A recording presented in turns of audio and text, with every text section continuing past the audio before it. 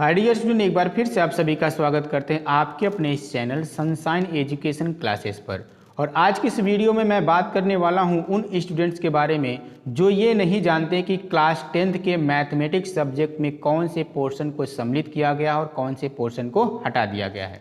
आप सभी ये जान रहे होंगे कि 70% सिलेबस आपको एग्जामिनेशन में पूछा जाएगा और 30% सिलेबस क्या कर दिया गया है, आपके पोर्शन से हटा दिया गया है, यानी 30% सिलेबस आपके एग्जाम में नहीं आएगा। तो हम बात करने वाले हैं 30% वो कौन कौन से टॉपिक्स हैं जिसको आपको पढ़ना नहीं है, वो आपके एग्जाम में नहीं आने वाला है। तो देख रहे होंगे यहाँ पे आपको यूनिट सेकंड से चीज़ें मिल रही हैं। यूनिट सेकंड में क्या है, बीज गणित है।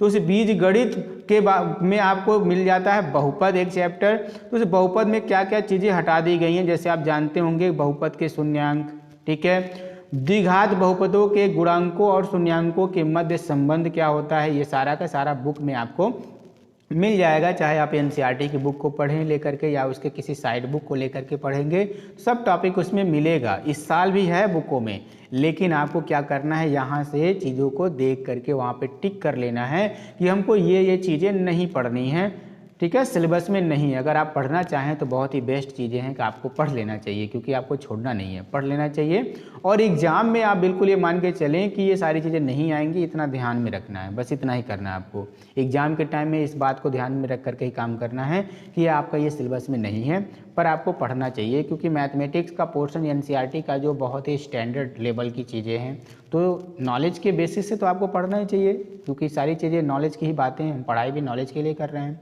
अगर आपको मौका मिलता है तो इसको ज़रूर पढ़ना चाहिए। नहीं अगर मौका मिल पाता है तो आपको क्या करना है, जो कुछ भी यहाँ पे हम बता रहे हैं कि इनको छोड़ देना है, उनको छोड़ के ही काम को करना है, ठीक है। तो द्विघात बहुपदों के गुणांकों और शून्यांकों के मध्य संबंध की बात की जा रही है। वास्तविक गुणांकों वाले बहुपदों के लिए विभाजन एल्गोरिथम का कथन, यानी जो यहाँ पे थियरी पोर्शन होगा, और उस पर सामान्य प्रश्न जो होता है वो भी क्या करना है, छोड़ देना, आपके सिलेबस में नहीं है। और अगर आगे की बात करें, वृत्त की स्पर्श रेखा स्पर्श बिंदु से संबंधित यहाँ पर चीज़ें हैं, जैसे वृत्त की स्पर्श रेखा स्पर्श बिंदु से होकर जाने वाली त्रिज्या पर लंब होती है। आपका क्या है, एक थ्योरम है, प्रमेय है। इस प्रमेय को भी आपको पढ़ना नहीं है। किसी बाह्य बिंदु से खींची गई दो स्पर्श रेखाओं के लंबाइयाँ क्या होती हैं, बराबर होती हैं। ये भी आपको क्या करना है, पढ़ लेना, छोड़ देना है। और इसी के साथ साथ आगे की अगर हम बात करें, समांतर श्रेणी, ये भी आपका क्या है, एक यूनिट ही है। तो इस यूनिट में आपको क्या करना है, क्या क्या चीज़ छोड़ देना है, समांतर श्रेणी के n वें पद की व्युत्पत्ति तथा समांतर श्रेणी के प्रथम n पदों का योग। आपको बता दें, वहाँ आपको एक फार्मूला मिलेगा, SN = n/2 2a + n - 1 × d। तो ये पोर्शन आपको क्या करना है, वहाँ से छोड़ देना है, बिल्कुल इस फार्मूले को प्रूफ करना छोड़ देना है। उस फार्मूले पर जो क्वेश्चन होंगे वो क्वेश्चन तो आपको करने ही करने हैं, ठीक है। और अगर बात करें सामान्य जीवन पर आधारित प्रश्नों को हल करने के लिए भी वहाँ पे कुछ अनुप्रयोग दिए गए हैं। आप एनसीईआरटी के बुकों में आप देखेंगे लास्ट में सारी चीज़ें हैं, यानी इबारती प्रश्नों पर ही आधारित वहाँ पर क्वेश्चन मिलेगा जब, तो इसको क्या करना, आपको छोड़ देना, लैंग्वेज प्रॉब्लम को छोड़ देना है, ठीक है। और सिंपल जो क्वेश्चन है वो आपको करने ही करने हैं, वो आपको नहीं छोड़ा गया।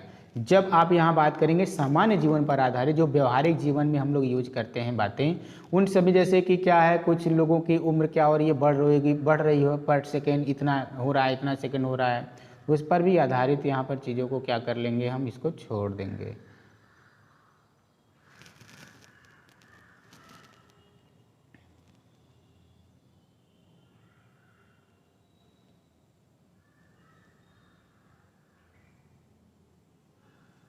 तो यूनिट थर्ड आपका क्या था, वृत्त की स्पर्श रेखा स्पर्श बिंदु।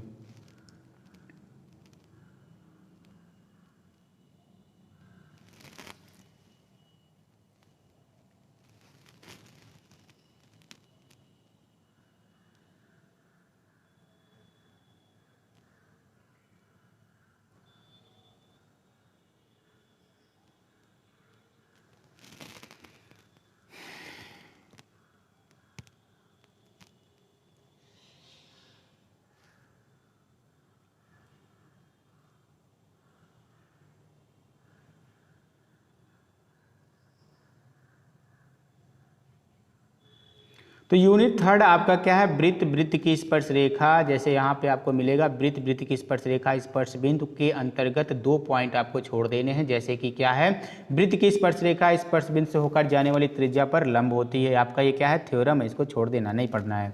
नेक्स्ट क्या है, किसी बाह्य बिंदु से खींची गई 2 स्पर्श रेखाओं की लंबाइयाँ क्या होती हैं, बराबर होती हैं। ये भी आपको क्या करना है, सिलेबस से हटा दिया गया, छोड़ देना, नहीं पढ़ना है। ठीक है।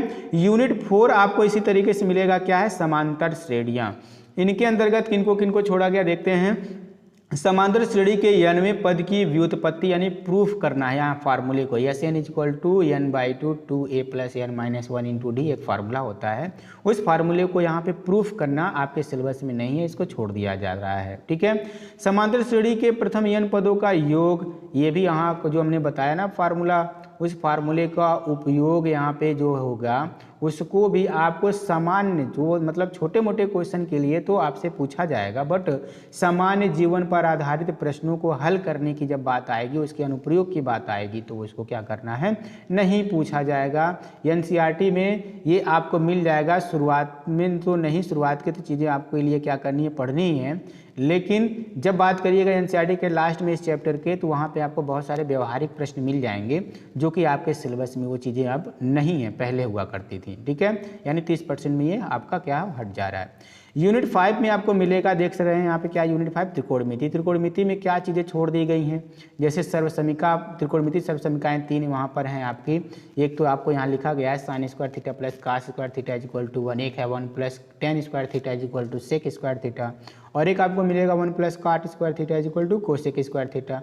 तो ये त्रिकोणमिति सर्वसमीकाओं को यहाँ पे क्या कर दिया, इस बार हटा दिया गया है, इसके अनुप्रयोग को भी हटा दिया गया है। ठीक है, तो इसको प्रूफ करना और उसी के साथ साथ इसका अनुप्रयोग यानी उपयोग करना भी क्या किया गया, इस बार पूरा का पूरा पोर्शन यहाँ से हटा दिया गया। अब आता है यूनिट 6, आपका पूरा का पूरा आपके सिलेबस में है। यूनिट 7 जो है उसमें से कुछ चीज़ें हटी हुई हैं, जैसे कि आपका क्या है, प्रायिकता। प्रायिकता एक चैप्टर, इस प्रायिकता में यानी प्रोबेबिलिटी में चीज़ों को हटाया गया, जैसे कि प्रायिकता की सैद्धांतिक परिभाषा, डेफिनेशन जो है उसको ये हटा दिया गया है। अब एकल घटना पर आधारित समान प्रश्न जो होगा वो सिंपल बेस्ड क्वेश्चन जो भी हो यहाँ पे क्या करने हैं, हटा दिए गए हैं। अब इस तरीके से आपके ये सारे के सारे टॉपिक यहाँ क्या करने हैं, आपको छोड़ देने हैं, जो आपको एग्जामिनेशन के लिए तैयार नहीं करना है। अब बात कर लें उपर्युक्त के अनुक्रम में 70% का पाठ्यक्रम निम्नवत हैं, वो कौन कौन से होंगे। आपके एग्जाम जो होंगे वो 3 घंटे के एग्जाम होते हैं।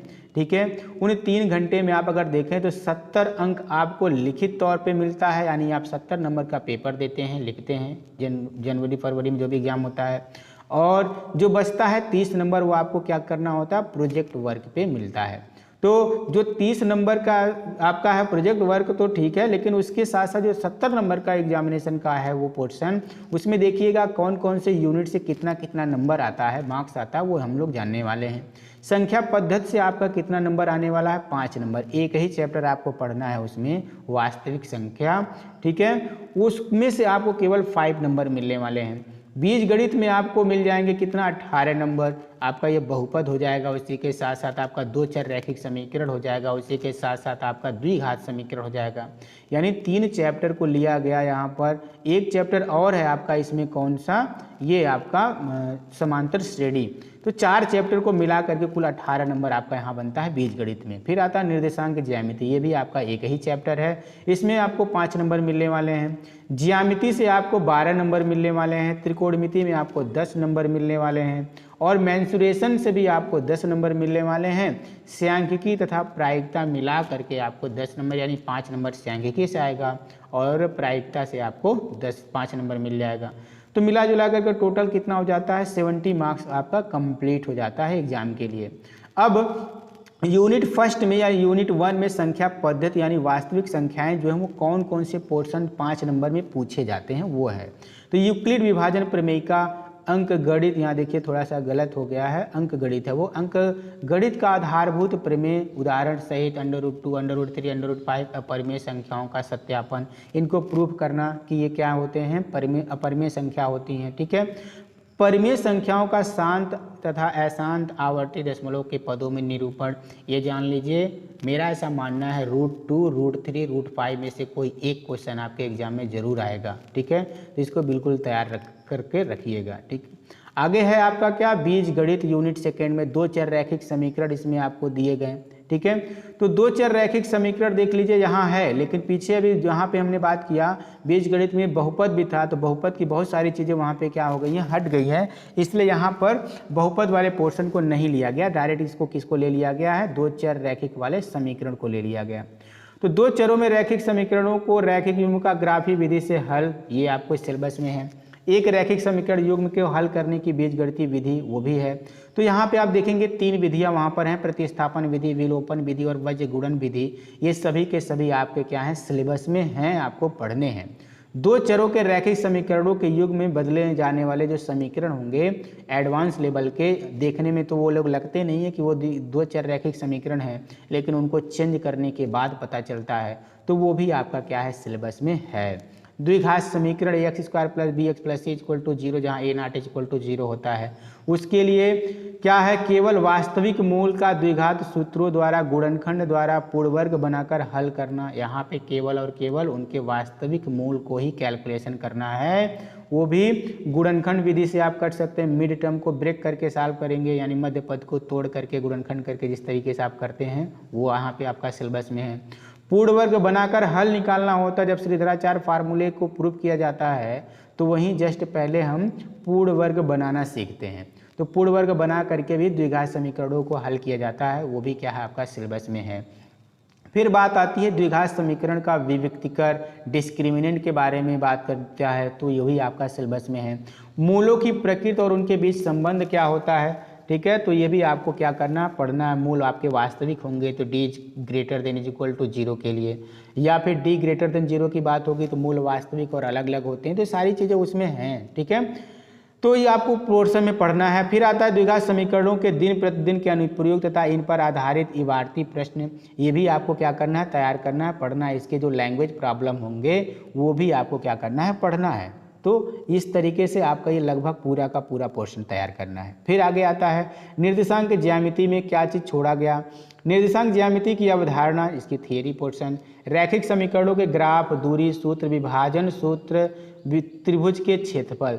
तो इसमें कई सारी चीज़ों को क्या करना है, पढ़ लेना है, तैयार करना है। तो निर्देशांक ज्यामिति की अवधारणा क्या करना है, यहाँ पे है सिलेबस में, यहाँ हम लोग बात कर रहे हैं किस चीज़ का, सिलेबस में जो चीज़ें हैं। तो निर्देशांक ज्यामिति की अवधारणा, रैखिक समीकरणों के ग्राफ, दूरी सूत्र, विभाजन सूत्र या आंतरिक विभाजन, ठीक है, त्रिभुज के क्षेत्रफल, ये सभी के सभी टॉपिक्स आपको क्या करने हैं, पढ़ने हैं, और मिला जुला करके आपके 5 मार्क्स इससे उठते हैं। फिर आता है इकाई 4 ज्यामिति, यानी ट्रायंगल में आपको यहाँ देख रहे होंगे जितने भी क ख ग करके पॉइंट दिए हुए हैं सभी के सभी प्रमेय हैं। इन सभी प्रमेय को क्या करना, आपको तैयार करना, आपके सिलेबस में हैं, इनको पढ़ना है, और इन्हीं सबसे मिला करके आपके 12 नंबर बनने वाले हैं। तो इसलिए इसको अच्छे से तैयार करना। इन्हीं में से कोई एक थ्योरम तो जरूर एग्जाम में आएगा, ये कन्फर्म है। इतने ही में से कोई एक आ जाएगा, इतना इंपॉर्टेंट है ये सारा का सारा। उसमें देखते हैं त्रिभुज की एक भुजा के समांतर खींची गई रेखा त्रिभुज की शेष 2 भुजाओं के समान अनुपात में विभाजित करती है। ये आपका थेल्स प्रमेय है।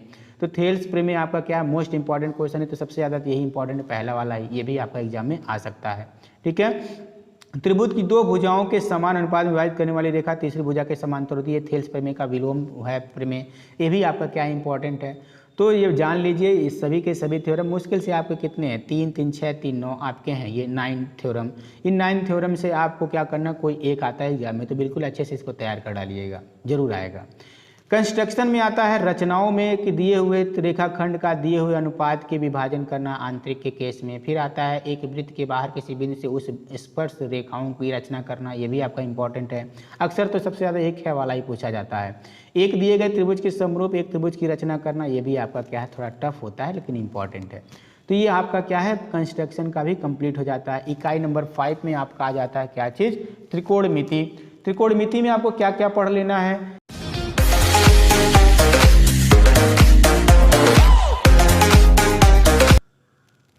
यूनिट 5 की बात करें, यानी त्रिकोणमिति की बात करें, तो त्रिकोणमिति का परिचय, यानी स्टार्टिंग पोर्शन में जो कुछ भी चीज़ें ट्रिग्नोमेट्री में दी गई हैं, साइन कास टेन में क्या रिलेशन होता है, ठीक है, और उसी के साथ साथ 0, 90 अंश के लिए जो अनुपात होता है, त्रिकोणमिति अनुपातों के मान 30, 45, 60, 0, 90 के लिए, ये सब कुछ आपको वहाँ पे क्या करना है, पढ़ना है। क्या चीज़ यहाँ पे त्रिकोणमितीय सर्वसमीकाओं के बारे में हम बात किए थे वो छोड़ रहा जाना है, यानी कौन सा sine square theta plus cos square theta is equal to 1 वाला जो था सर्वसमीका, उसको यहाँ पे सिलेबस में नहीं रखा गया। लेकिन उसी सर्वसमीका वाले पोर्शन में आपको मिलेगा पूरक कोणों के त्रिकोणमितीय अनुपात, जैसे कि sine 90 minus theta is equal to cos theta होता है, ठीक है, tan 90 minus theta is equal to cot theta होता है। तो ऐसे वहाँ पे कई सारे फार्मूले हैं आपके, उन सभी फार्मूले पर कई सारे क्वेश्चन हैं, वो सभी आपको क्या करने हैं, पढ़ने हैं। केवल सर्वसमीका में वही 3 सर्वसमीका हटाया जा रहा है, जो sine square theta plus cos square theta is equal to 1 और 1 plus tan square theta is equal to sec square theta और 1 plus cot square theta is equal to cosec square theta है। इन्हीं तीनों को वहाँ पे छोड़ा जा रहा है, ठीक है। अब आता है हाइट एंड डिस्टेंस के लिए। तो हाइट एंड डिस्टेंस में आपको क्या मिलेगा, यानी ऊंचाई और दूरी में यहाँ पे उन्नयन कोण, अवनमन कोण, ऊंचाई और दूरी पर साधारण प्रश्न 2 समकोण त्रिभुजों से अधिक नहीं होना चाहिए, ये भी एक खास बात है। यहाँ पर जब भी डायग्राम बनेगा तो वो केवल और केवल 2 समकोण त्रिभुज के लिए, उससे अधिक के लिए यहाँ पे क्वेश्चन नहीं बनने वाला है। और उसी के साथ साथ tan का जो 30 अंश, 45 अंश, 60 अंश मान होता है, उन्हीं पर आधारित यहाँ पे प्रश्न पूछा जाएगा, तो तैयार रखिएगा, ठीक है। आगे है इकाई नंबर 6 यानी मेंसुरेशन। तो इसमें आप देख रहे होंगे मेंसुरेशन में यहाँ आपका क्या है, आपका पोर्शन